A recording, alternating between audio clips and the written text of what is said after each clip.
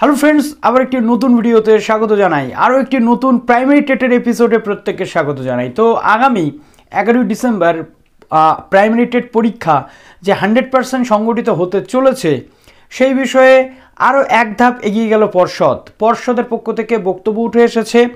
Primary বোর্ডের পক্ষ থেকে নতুন তথ্য চলে এসছে, যেখানে আমরা দেখতে পাচ্ছি প্রাইমারি টেট নিয়ে বেশ কিছু গাইডলাইন প্রোভাইড করা হচ্ছে ডিস্ট্রিক্ট লেভেলের যারা জেলা শাসক রয়েছেন প্রত্যেকের উদ্দেশ্যে, এবং সেই 16খানা গাইডলাইন প্রকাশ করা হয়েছে বোর্ডের পক্ষ থেকে। কি কি গাইডলাইন রয়েছে সেটা অবশ্যই ডিসকাস করব, এবং কি করা যাবে আর কি করা যাবে না, কি করলে ক্যান্ডিডেচার বাতিল হতে পারে, কি করলে পরীক্ষা ক্যান্সেল হতে পারে, এই সমস্ত তথ্যগুলো আজকের এই ভিডিওতে আমি ডিসকাস করতে চলে এলাম। এবং আমাদের primary TET special math classes already আমরা শুরু করে দিয়েছি গতকাল থেকে। আজকেও রাত্রে 8টার সময় একটা ক্লাস রয়েছে, নিচে টিচমেন্টের লিঙ্ক থাকবে এবং আগের ভিডিওর লিঙ্ক থাকবে, টেলিগ্রাম গ্রুপের লিঙ্ক থাকবে। যারা যারা math class free of cost করতে চাইছো 15 ডেজের জন্য, প্রত্যেকে জয়েন হয়ে যাও। ভালো লাগলে তোমরা ক্লাস কন্টিনিউ করতে পারো, আর যদি ভালো না লাগে ক্লাস করার কোনো দরকার নেই। কিন্তু তোমাদের সাপোর্ট সিস্টেম দেওয়ার জন্য আমাদের চ্যানেলের পক্ষ থেকে এই উদ্যোগটা নেওয়া হয়েছে, যাতে তোমাদের কোনো প্রবলেম না হয়। তো যারা নতুন আছো এই চ্যানেলে, অবশ্যই চ্যানেলটিকে সাবস্ক্রাইব করে পাশে থাকা বেল আইকনটি ক্লিক করে দাও, যাতে সমস্ত তথ্যগুলো তোমরা টাইম টু টাইম এখান থেকে পেয়ে যাও। তো প্রথম যে প্রশ্নটা তোমাদের রয়েছে, দাদা অ্যাডমিট কার্ড কবে পাবো? অ্যাডমিট কার্ড পরীক্ষার 7 ডেজ আগে কিন্তু পাওয়া যায়। এটা প্রত্যেকটা চাকরির পরীক্ষার ক্ষেত্রে আমরা দেখেছি, কিছু চাকরির পরীক্ষাতে একটু আগে থেকে অ্যাডমিট কার্ড দেওয়া হয়, বাট এখানে 7 ডেজ আগে উনি তথ্য আসবে, আমি তোমাদের সামনে তথ্য প্রডিউস করে দেবো, চিন্তা করার কোনো কারণ নেই, কারণ আমি রয়েছি তথ্য সংগ্রহের জন্য, তথ্য সরবরাহের জন্য। তো এই গাইডলাইনগুলো কি কি রয়েছে? হ্যাঁ, তবে একটা বলে রাখা বিষয় রয়েছে যে ডিস্ট্রিক্ট ওয়াইজ যে ভেন্যু, কোথায় কোথায় পরীক্ষা হবে, তোমার ডিস্ট্রিক্ট কোথায়, আমার যেমন নর্থ 24 পরগনা, তোমার ডিস্ট্রিক্ট বীরভূম বাঁকুড়া হতে পারে, তো সেই ডিস্ট্রিক্টে কোথায় কোথায় পরীক্ষা হবে এরকম লিস্ট কিন্তু পাবলিশ হচ্ছে। আজকে কিছু লিস্ট এসেছে আমাদের হাতে, আমি পিডিএফটা দিয়ে দেবো ডিসক্রিপশানে, কেননা প্রচুর কলেজেস, ইউনিভার্সিটিস বা ইনস্টিটিউশন রয়েছে, সেই লিস্ট একেবারে এখানে এক্সপ্লেন করা সম্ভব নয়। আমি এক্সপ্লেন করতে গেলে আমি তো পারবো, কেননা আমার 40-45 মিনিটের ভিডিও বানানোর অভ্যাস আছে, বাট আপনাদের ধৈর্য ধরে দেখার অভ্যাস নেই, তো সেটা আমি দিলাম না। ডিসক্রিপশানে দিয়ে দেবো লিঙ্ক, সেখান থেকে ডাউনলোড করে দেখে নেবেন। প্রথমত কি কি গাইডলাইন রয়েছে সেটা খুবই জরুরি।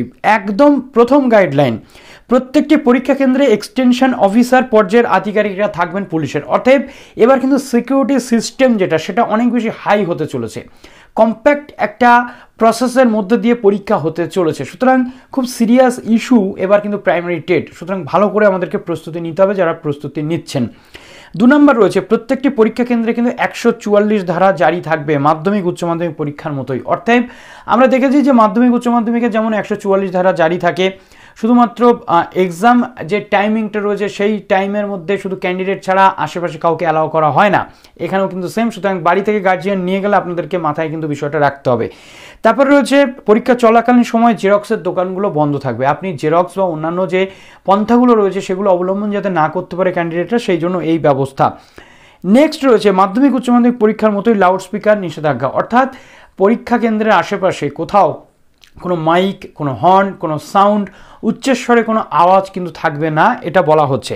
মোবাইল ফোন বা কোনো রকম ইলেকট্রনিক গ্যাজেট পরীক্ষা কেন্দ্রের ভিতরে নিয়ে যেতে পারবেন না। অতএব আপনি আপনার মোবাইল ফোন তেমনিভাবেই যাবেন, সঙ্গে একজনকে নিয়ে যাবেন, তিনি একটু দূরে থাকবেন, তার কাছে আপনার মোবাইল ফোন বাদবাকি সমস্ত গ্যাজেট রেখে দেবেন, বেরিয়ে আসার পর আবার সেগুলো নেবেন, কেননা কন্ট্যাক্টের জন্য মোবাইল ফোন অবশ্যই জরুরি। একটা দূরে যদি আপনার সেন্টার পড়ে, আপনার বাড়ির সাথে কোঅর্ডিনেট করবে কিন্তু আপনার মোবাইল ফোনটা। এবং বি কেয়ারফুল, 7 লাখ মানুষ সেদিনকে মাঠে নামবে, 7 লাখ মানুষ সেদিনকে রাস্তায় নামবে, শুধুমাত্র পরীক্ষার্থী, তার পাশে আমরা যদি একজনকেও ধরে রাখি তাহলেও কত রেশিও সেটা আমরা বুঝতে পারছি। সুতরাং আমাদের নিজস্ব সিকিউরিটি, নিজস্ব সেফটি নিজের কাছে কিন্তু রাখতে হবে। সুতরাং পরীক্ষা কেন্দ্রে যেহেতু অ্যালাউ নেই, আপনাকে এটা মাথায় রাখতে হবে। তারপর রয়েছে প্রয়োজনীয় পানীয় জল ও শৌচাগার, হ্যাঁ ভালো কথা বলে রাখা ভালো, স্মার্ট ওয়াচও কিন্তু আপনি ইউজ করতে পারবেন না। পর্যাপ্ত পানীয় জল ও শৌচাগারের জন্য প্রত্যেকটি পরীক্ষা কেন্দ্রে পর্যাপ্ত ব্যবস্থা রাখতে হবে, অর্থাৎ এই দিনে এ নিয়ে আপনাকে চিন্তা করার কোনো কারণ নেই। পরিষ্কার পরিচ্ছন্নতার জন্য প্রয়োজনীয় পদক্ষেপ নিতে হবে প্রত্যেকটি পরীক্ষা কেন্দ্রে, মাথায় রাখতে হবে পরিষ্কার পরিচ্ছন্নতা থাকবে। প্রশ্ন পৌঁছানোর আগে প্রত্যেকটি পরীক্ষা কেন্দ্রে পুলিশি নিরাপত্তা কিন্তু থাকবে। পরীক্ষার দিনে পর্যাপ্ত পরিবহন ব্যবস্থা, যেটা কিন্তু মোস্ট ইম্পর্ট্যান্ট ফ্যাক্ট। আপনাকে আমি বলবো আপনি আপনার মতো ব্যবস্থা করে কিন্তু পরীক্ষা দিতে যাবেন, কেননা আমরা 2012 এবং 2014-তে দুটো সালে পরীক্ষা দিতে গিয়ে দেখেছিলাম হিউজ নাম্বার অফ ক্যান্ডিডেট তখনও ছিল, তারা রাস্তায় নেমেছিল পরীক্ষার জন্য এবং ট্রেন বাস থেকে শুরু করে বিভিন্ন রকমের সমস্যা, বিভিন্ন রকমের অ্যাক্সিডেন্টাল ইস্যু যেগুলো ঘটেছিল, এবং আমি নিজেও হেলেঞ্চা হাই স্কুলে পরীক্ষা দিতে গিয়ে আমাকে 1.5 ঘন্টা ওয়েট করতে হয়েছিল বাসের জন্য। সুতরাং আপনাদের সাথে যাতে এই জিনিসগুলো না হয়, আমি নিজের এক্সপিরিয়েন্স আপনাদেরকে শেয়ার করলাম।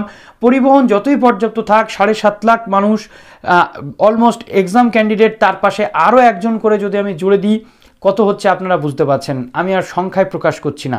সুতরাং এক্ষেত্রে আপনাদের নিজস্ব ব্যবস্থা কিন্তু করে রাখা দরকার। আপনি নিজের গাড়ি করতে পারেন বা পরিবহনে যদি যান, সেইভাবে আপনাকে প্রস্তুতি নিয়ে আগে আগে কিন্তু যেতে হবে। তারপরে রয়েছে স্বাস্থ্য দপ্তরের আধিকারিকদের মোতায়েন রাখতে হবে, অর্থাৎ যদি কোনো স্বাস্থ্য সংক্রান্ত ইস্যু হয় তাহলে, অর্থাৎ হেলথ ইস্যু রিলেটেড ম্যাটারও দেখতে বলছে। অগ্নি সুরক্ষা দপ্তরের আধিকারিকদের সতর্ক থাকতে হবে বলছে। পরীক্ষার দিনে যাতে বিদ্যুৎ সংযোগ বিচ্ছিন্ন না হয়, অর্থাৎ আপনার পরীক্ষা কেন্দ্রে কোনো রকম বিদ্যুৎ সংযোগ যাতে বিচ্ছিন্ন না হয় সেই ব্যবস্থা করতে বলছে। তারপর রয়েছে প্রত্যেকটি স্কুল বা কলেজ শিক্ষা প্রতিষ্ঠানের প্রধানদের জানাতে হবে যাতে পরীক্ষার আগের থেকেই পরীক্ষা কেন্দ্রগুলি পাওয়া যায়। পরীক্ষার দিন ট্রাফিক ব্যবস্থার উপর বিশেষ নজর রাখবে পুলিশ।